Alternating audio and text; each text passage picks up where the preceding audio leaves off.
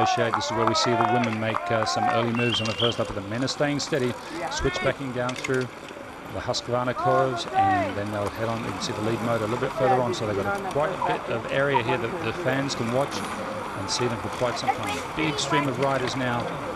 Fontana going through there to see in the national champions jersey of Italy. Harvey setting the pace on lap 1, coming up to 9 minutes of racing, and it's the hard charging chasers of Nino Schurter, world champion 2009, and Julian Absalon, multiple world champion, and of course Olympic champion 2008 and 2004. So there's a lot of pedigree chasing this Phil Harvey. He had a breakout season last year with a win in Wyndham. That was his first World Cup win ever. And Barry Stander's not letting him get away. So the South African, buoyed by the support of the local crowd, getting up to 4th place now and really chasing down that gap. He doesn't want that lead 3 to get away on lap 1. So he's bridging that gap, riding faster than the front 3 in order to bridge the gap and get up now. It's a train of 4. So there's our train of 4. Will the break? Right, now we've got another 3 behind, maybe 4. It looks like 5, and yes, quite a few riders now backing up behind that second group. But the race on lap 1 is with those 4. But as we saw with the women's race, a lot can happen to that lead group. So it's not over yet. And a whole stream of riders, more than 100 of them, wending their way up here towards the famous amphitheatre section. Purpose-built course for this World Cup. They are bidding for the World Championships in 2013, and it's a great view in the background there of the scenery here in KwaZulu-Natal province, here in Pietermaritzburg, high above Durban. It's a big climb up for about an hour and a half. You climb up, fighting with the semi-trailers and the overland trucks to get to Pietermaritzburg, and it's a really beautiful town, and they really love their cycling here. Many bike shops, lots of racing, and plenty of places to go, especially cross-country. And of course there's 2 very good downhill tracks here, one that they race in the World Cup and another one not so far away that's used by the locals. So plenty of riding available to the riders here in this part of the world. Back now with our leaders.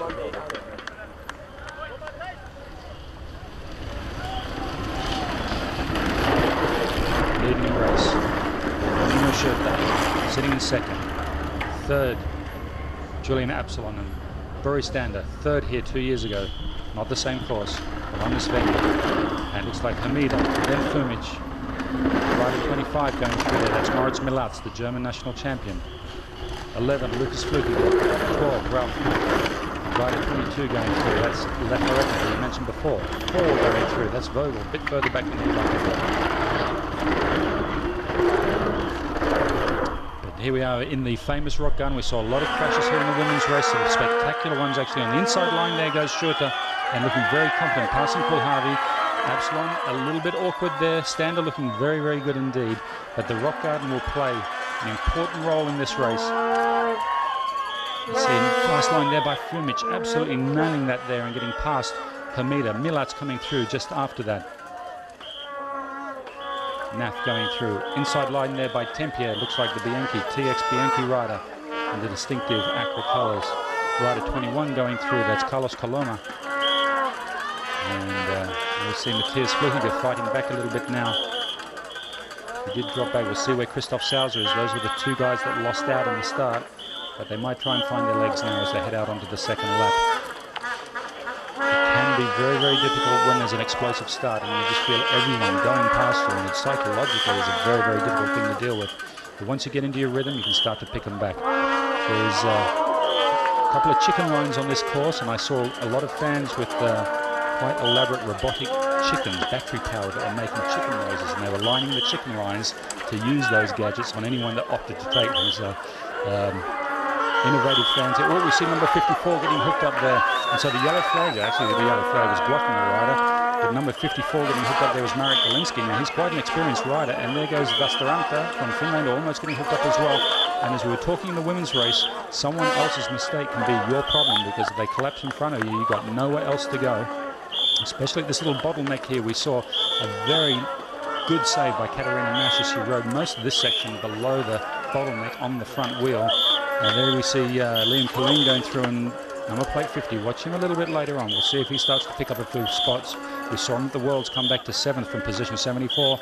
One of these riders that does like to past riders from a lower position and benefit from that. Also likes the hot conditions. So 13 minutes 30 into the race, we find our leaders coming down into the quarry, and it is now Nino Schurter who's taken the lead after passing Jaroslav Kulhavi in the technical rock garden, and is trying to make a bit of a break now and stamp his authority on this race. He's wanting to do that nice and early. It is a long race though, at least in laps. There's 6 laps, 1 hour 30. Some of the riders noting that it is a shorter race and they can actually just go for it from the start and not have to find a middle section and an end section. They can just go the whole way. That's the plan anyway. As we look back up towards the quarry section, we see Moritz Milats coming down through now, closely followed by Ralph Naff. Lucas Flukiger right in behind him. So we're trying to pick up at some of the numbers behind that. Looks like Milats having a bit of a problem getting past now by Naff, his teammate, and Flukiger. Stefan Tempier now getting up there as well. Florian Vogel as spectator blocks our view, thank you. As we get onto the straight now, we've got Marshall letting everyone know that they must go under the bridge. I'm pretty sure they know that. As they head up at the end of the shortened lap 1 to start 5 of the full laps, which includes the very steep climb. They've shaken Burry Standard there in that last little bit. So our leading trio now of Schurter, Kulhavi and Julian Absalon under the bridge. And we have a time of under 15 minutes, it looks like, for the very first shortened lap. Yes, they go through in 14:58 with 5 to go, 5 full laps. And so we're looking at about a 16-minute lap for the remaining laps. There goes Burry Standard now. Did that effort to bridge, it didn't cost him a little bit because he has fallen back. And we see Manuel Fumik having a good start to this season like he did last season. And we see Jose Hamida coming through now in 6th, our world champion. And the next rider through is plate number 13. This is Mantecon Gutierrez, Sergio Mantecon from Murcia in Spain, riding for the new Trek Wild Wolf team. And we see Ralph Naff come through in 8th, Lecaret in 9th, Flukiger 10th, Fontana 11th, Tempier 12th. And then a whole cast of riders coming through there. Matthias Flukiger in 14th, Moritz Milats, Todd Wells. Todd Wells doing very well as well. Carlos Coloma and Thomas Licher jumping from 43rd up to 18th on that lap. So a good start by Thomas Licher from Switzerland, the under-23 rider who has opted to ride in this category. So there is at least one rider in this category that is under-23 and has opted to ride in the elite now. There goes Schurter down through the steep rock garden. We saw some crashes there in training and definitely some in the National last weekend. But those 3 leaders safely through first time round. They have to do that another 4 times. Here's our next guy. This is rider number 5, looking strong. Jose Hamida in the World Champions colours.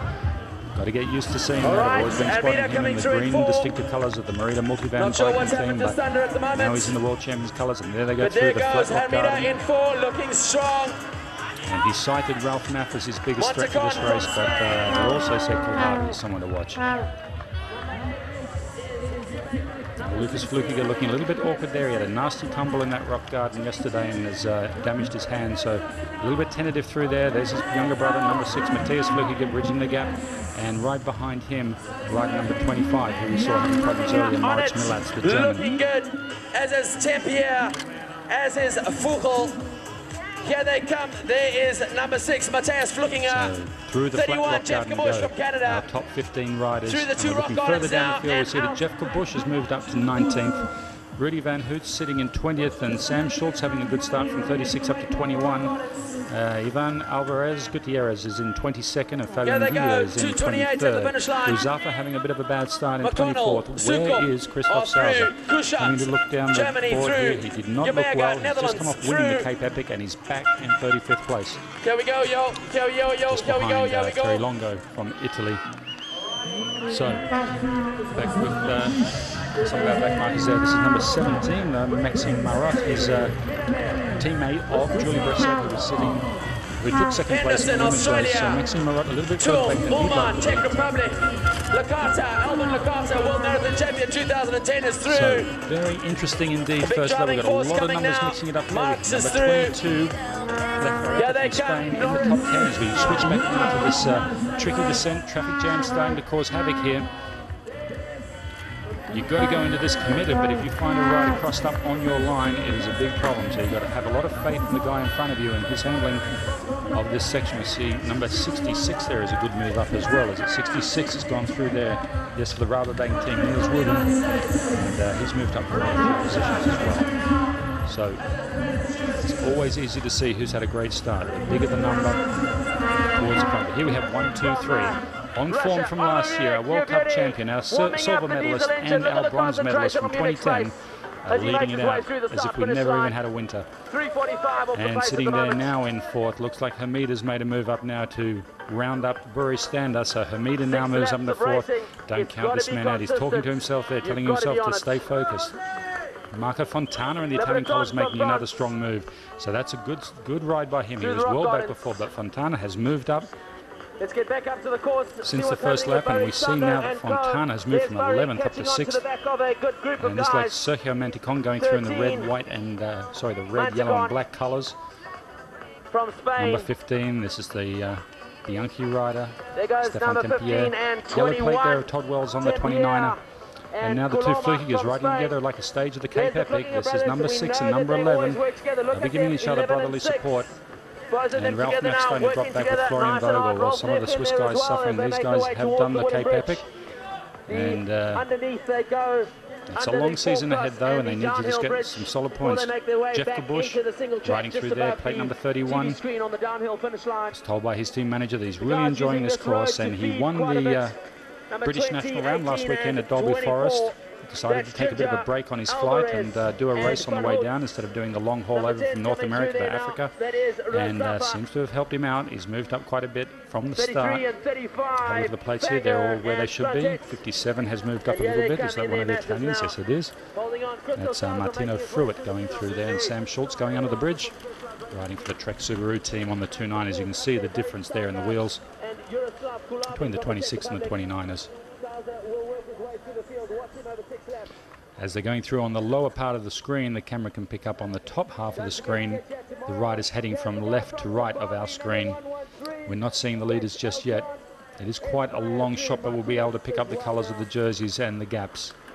There's a recap for you of the top 8 through to Ralph Neff as they came across the line, but that's definitely changed since they crossed the line. Lead moto going across the top of screen.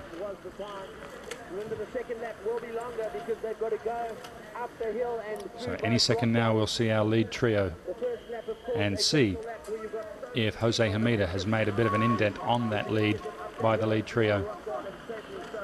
8 cameras covering the course for you today, 5.3 kilometres, 6 laps. We're on lap 2, and there's our 3 leaders, 1, 2 and 3. And they're actually now in numerical order, plate 1, plate 2 and plate 3. And we didn't get to see if Jose's moving up, but I guarantee you it won't be long.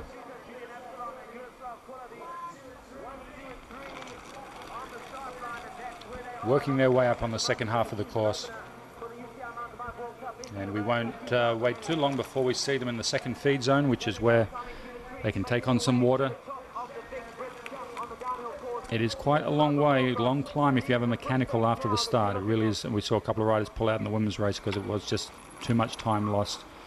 There's Hamida riding on his own between that group of 3 and the chase group right behind him, led by Marco Fontana. And just trying to see the next colours there. Could be the, yes, Bury Standers colours.